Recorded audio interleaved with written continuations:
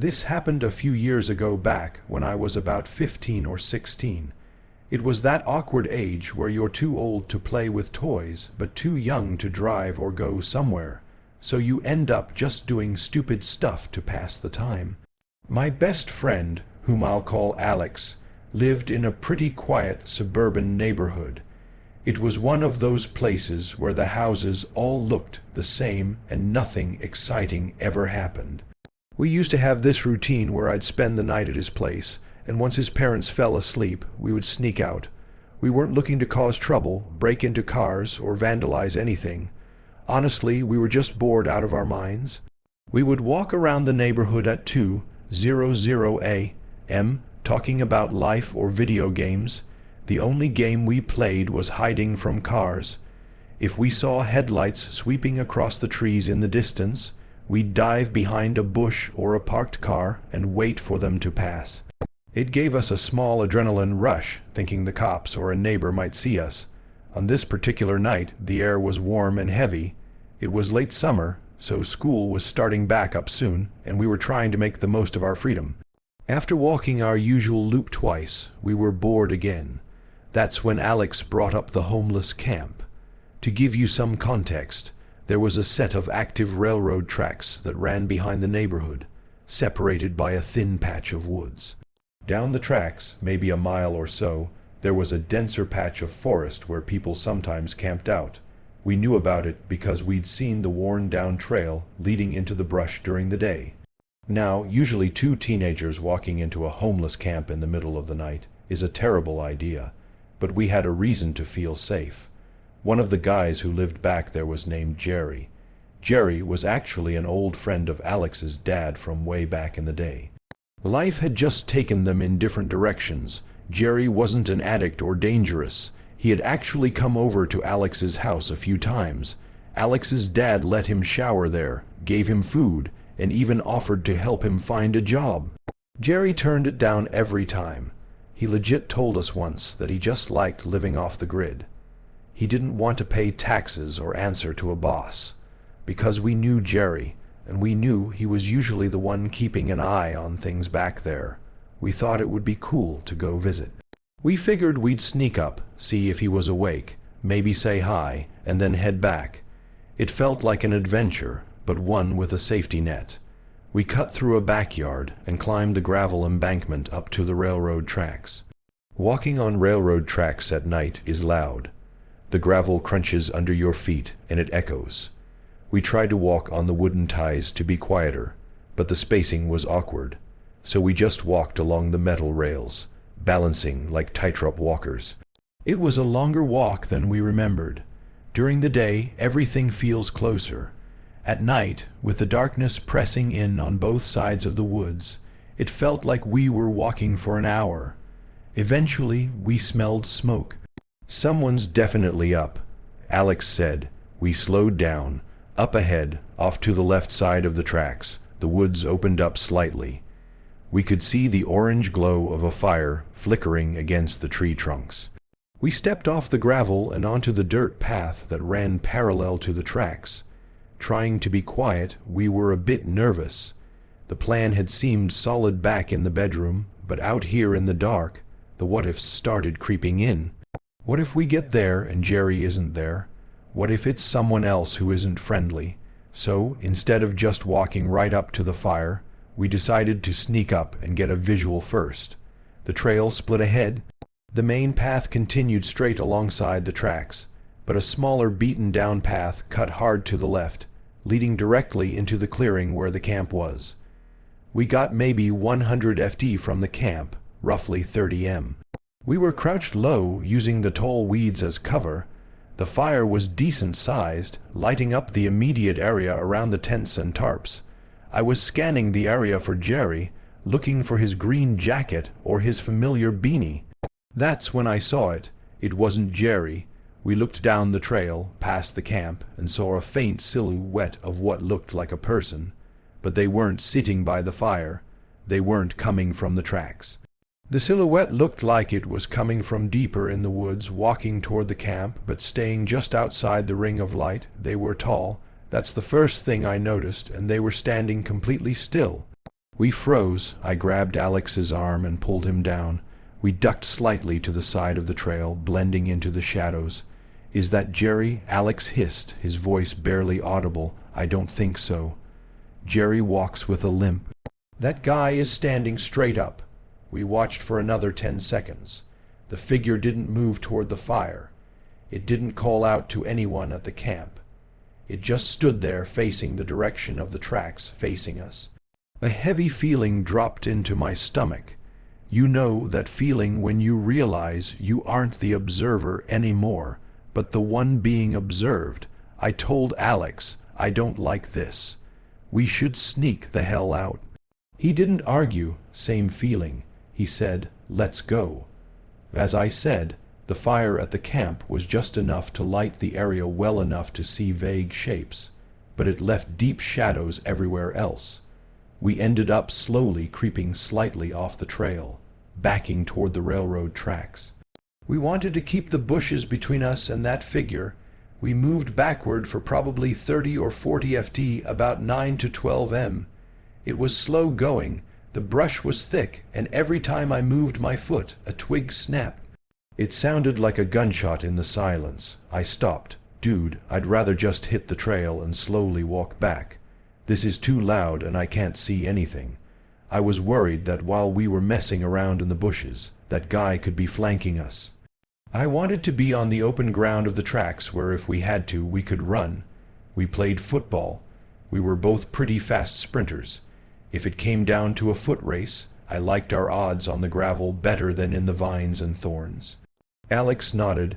"Okay, on 3. Quietly, we slid out of the brush and back onto the dirt path. I immediately looked back toward the camp. My heart hammered against my ribs. The silhouette had gotten closer. It had moved away from the firelight, closer to where we had just been standing. The light was dimmer there, but I could clearly make out that someone was standing there facing us. They had closed the distance by half without making a sound. My first thought was rational. I thought maybe they saw us duck into the bushes and were just coming to check who it was. Maybe it was Jerry after all, wondering why 2 kids were creeping on him. But it just felt off. The posture was wrong. Aggressive, rigid. Alex and I looked at each other. We didn't need to say a word. We both mutually and silently decided to pick up the pace. We started walking briskly, not running yet, but moving with purpose back toward the bridge. We took about 10 steps, almost on cue like we were synced up. We both looked back over our shoulders. The silhouette was sprinting. It was now booking it towards us. "Run!" I yelled. We didn't hesitate. We hightailed it as fast as we could. I could hear my own breathing and the loud rhythmic crunch of our sneakers slamming into the railroad ballast. It felt like a nightmare where your legs are heavy, but we were flying. Thankfully, the trail alongside the tracks was wide enough that we weren't bumping into each other. I didn't look back. I was terrified of what I would see. I just focused on the wooden slats of the railroad bridge coming up in the distance. The bridge was the halfway point. It went over a creek and there was nowhere to hide on it. If we made it across, we were close to the residential street. We hit the bridge, our footsteps echoing loudly on the wood now. I felt like I was going to throw up from the exertion and the fear, but I didn't slow down until we were fully on the other side. I grabbed the railing of the bridge, spinning around, gasping for air. "Did we lose him?" I choked out. I looked back past the bridge, staring into the darkness of the trail we had just come from. Nothing. I didn't see anyone. The trail was empty. It was dead silent again, except for the crickets and our heaving breaths. If that person had kept running, they would have been on the bridge by now. They must have stopped right at the edge of the darkness, right where the trees ended. "Let's go," Alex said, breathless. "Don't stop." We jogged the rest of the way back to his neighborhood, constantly checking behind us. We didn't see any headlights, and we didn't care about hiding from them anymore. We just wanted to be inside. We got back to his house pretty fast, climbed back through the window, and locked it. We sat on the floor of his room for an hour, just listening, waiting to hear a tap on the glass or sirens, but nothing happened. Luckily, that was the end of it. We never found out who that was. We never asked Jerry about it because we were too scared to ever go back to those tracks day or night. I don't know if it was a squatter, a drug dealer, or just someone who really didn't want to be found, but the way they ran silent and fast still creeps me out when I think about it. Before we dive into the next story, if you're visiting our channel for the first time, don't forget to hit the subscribe button and turn on the bell icon to stay updated with our upcoming scary stories. This happened during my senior year of high school. It's one of those nights that is burned into my memory, not because something happened directly to me, but because of how close it came to destroying people I cared about. It was a Tuesday, I think, a completely random weeknight. I was already in bed, probably around 11:30 p.m., just scrolling through my phone when my best friend called me. Let's call him Ryan. Ryan and I have been best friends since middle school. He wasn't the dramatic type. If he called me this late, it was usually because we were planning to meet up for a late-night food run or video games. But when I answered, his voice was wrong. He sounded breathless, like he had just run a mile, but also incredibly small. "I need you to come over, please, just come over," he said. I sat up. "What's going on? Are you okay?" "Something happened," he said. "The police are here, just get here." He hung up before I could ask any more questions. I didn't hesitate. I threw on a hoodie and shoes, ran downstairs, and told my parents that Ryan was in trouble and that I had to go. They trusted me, and hearing the panic in my voice, they didn't argue. I got in my car and drove. Ryan lived in a subdivision about 10 minutes away. It was a nice neighborhood, quiet, well lit, the kind of place where people walk their dogs at night without a second thought. When I got to the main entrance of his subdivision, I saw why he sounded so shaken. A police cruiser was parked sideways across the entrance lanes, its blue and red lights flashing silently against the trees. An officer was standing outside the car. I slowed down and rolled down my window. "Road's closed, son," the officer said. He looked tense. "My best friend lives in the cul-de-sac at the top of the hill." I told him, trying to keep my voice steady. "He just called me. He's really shaken up." The officer looked at me for a second, then glanced up the hill toward where the other sirens were coming from. "Go ahead, but stay in your car when you get there until an officer clears you." I drove slowly up the winding hill. As I crested the top and turned into Ryan's cul-de-sac, the scene was surreal. There were at least 4 or 5 police cars parked at chaotic angles. Their lights were bouncing off the two-story brick houses, turning the familiar neighborhood into a strobe-lit nightmare. I pulled up to the curb near Ryan's driveway. Before I could even put the car in park, Ryan came running out of his front door. He ran right past a cop who tried to stop him and met me in the street. He looked pale, like all the blood had drained out of his face. He was shivering even though it wasn't that cold. "Dude, what is happening?" I asked. He pointed to the house next door. "Someone broke in. They beat her. They beat Mrs. Clean." Mrs. Klein was his neighbor. She was a nice lady, lived alone, and kept to herself. Ryan started explaining it to me in rapid-fire bursts, his hands shaking. He said he had been in his room when he heard screaming. Not just a yelp, but terrified guttural screaming from outside. Apparently, someone had broken into Mrs. Klein's house. He had used something heavy, a tire iron or a crowbar, they thought. He started beating her with it immediately. It wasn't a robbery. He just went straight for violence. Miraculously, she managed to get away from him. She ran out of her front door and sprinted across the lawn to Ryan's house. Ryan told me I heard banging on the door, like someone was trying to break the door down. Ryan's dad was out of town on a business trip, so it was just Ryan and his mom at home. His mom had run to the door, thinking maybe it was a car accident or something. She unlocked it and opened it. Mrs. Klein literally fell into the foyer. Ryan said she was covered in blood. It was pouring from her head. She collapsed right onto the welcome mat, and then the horror part. Ryan's mom looked up. The attacker was right there. He was walking up the walkway toward the front door, holding the heavy tool. He wasn't running. He was just walking, calm and focused. Ryan's mom grabbed Mrs. Klein by the shirt and dragged her fully inside. She slammed the heavy wooden door shut and locked the deadbolt, just as the guy reached the porch. He didn't leave. He hit the door. Ryan said the attacker had swung the heavy tool at the door before it fully latched. But when it didn't open, he took the weapon and smashed the small decorative window at the very top of the door.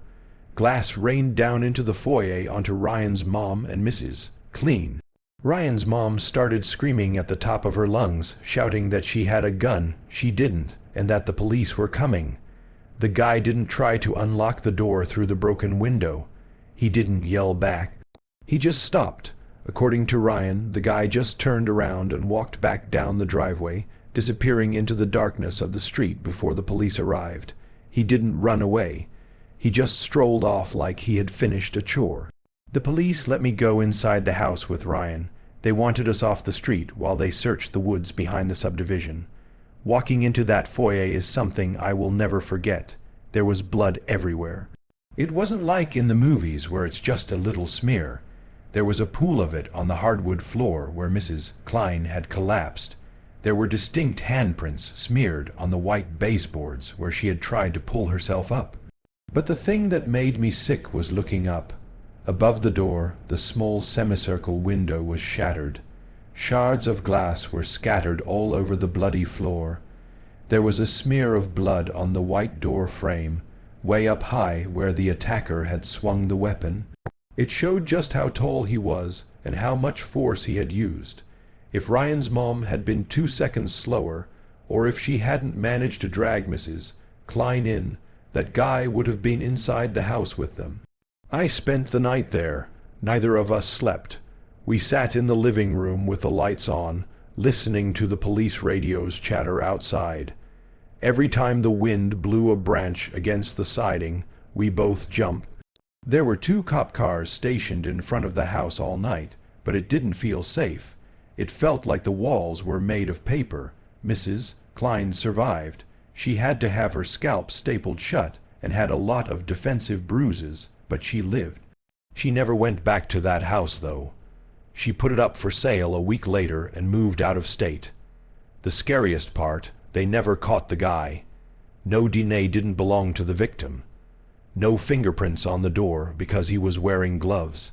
No security cameras in the cul-de-sac picked up a clear image of his face. Just a dark figure in a hoodie. It was completely random. The police said he probably just picked a house, broke in, and when his plan was interrupted, he walked away to avoid getting caught. To this day, when I visit my parents and drive past that subdivision, I get a chill.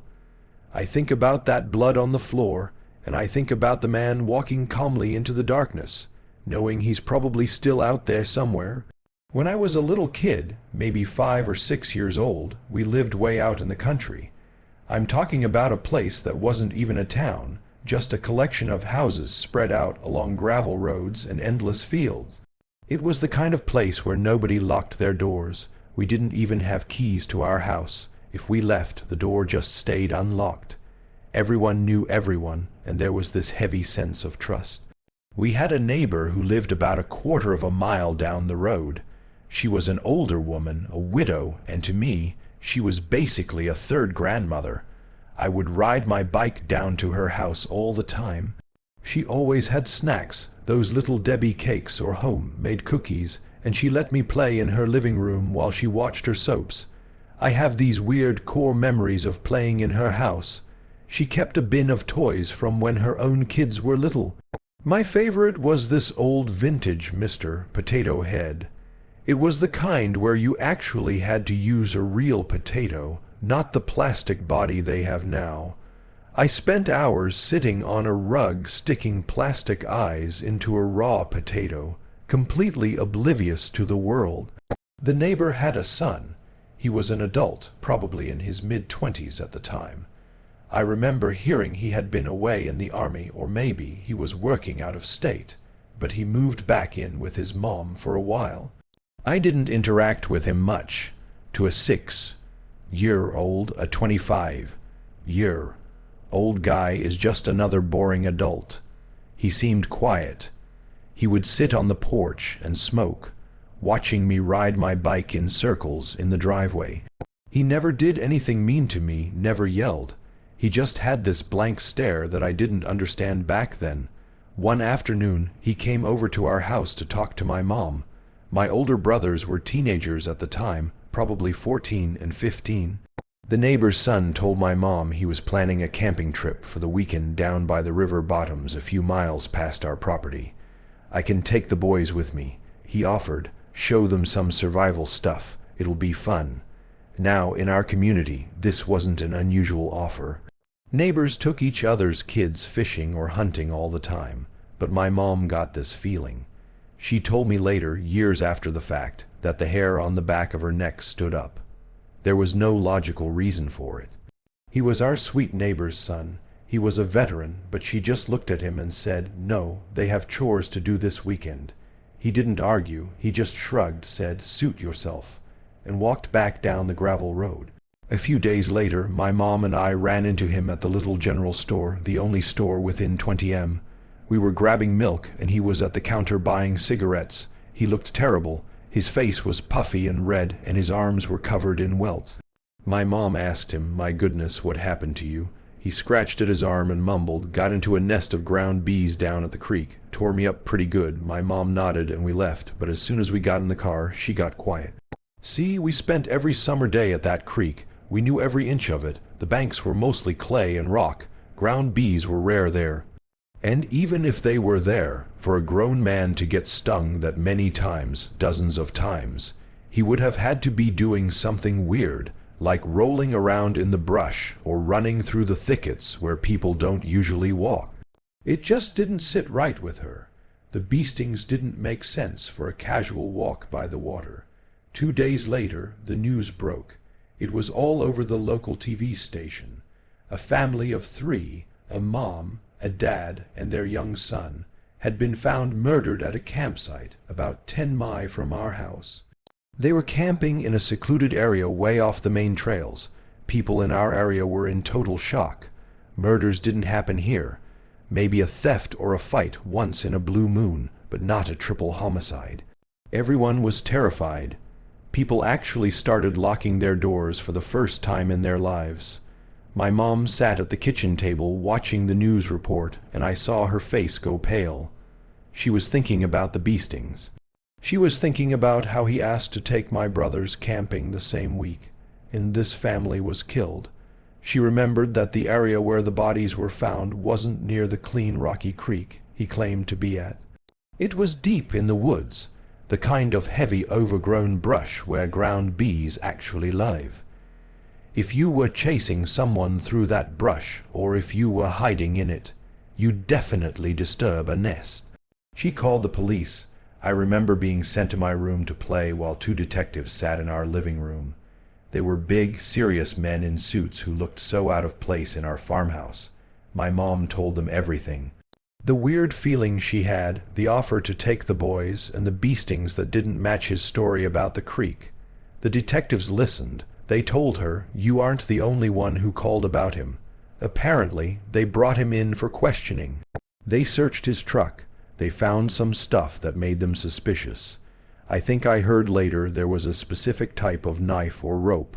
But back then, DNA testing wasn't what it is now, and the bee stings, while suspicious, weren't proof of murder. He had an alibi from his mom, who swore he was home part of the night, probably just trying to protect her son. They couldn't pin it on him. There wasn't enough hard evidence to arrest him for the murders. The case went cold. The neighbor's son eventually moved away a few months later.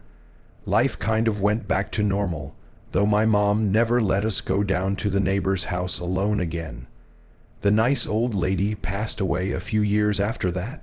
Fast forward about 5 years. I was a preteen by then. We saw the news flash across the screen. It was him. He had been arrested in a different state. A woman had run out of gas on a lonely highway, and he had pulled over in his truck offering to give her a ride to the gas station. Once she was in the truck, he attacked her. He tried to abduct her and likely kill her, but this woman fought back. She managed to unlock the door and throw herself out of the moving truck. She survived and flagged down another car. He went to prison for abduction and attempted murder. He's still there, as far as I know. After the news of his arrest came out, the old detective who had visited our house years ago called my mom. He told her off the record that they knew it was him who killed that family. The patterns matched, the violence matched. They just never got the smoking gun they needed to close the case. It chills me to the bone when I think about it now. I played with his childhood toys. I sat in his living room. And the scariest part isn't even the beastings or the murders. It's that split second decision my mom made. If she had said yes that afternoon, if she had let my brothers go camping with him, I don't think I would have brothers today.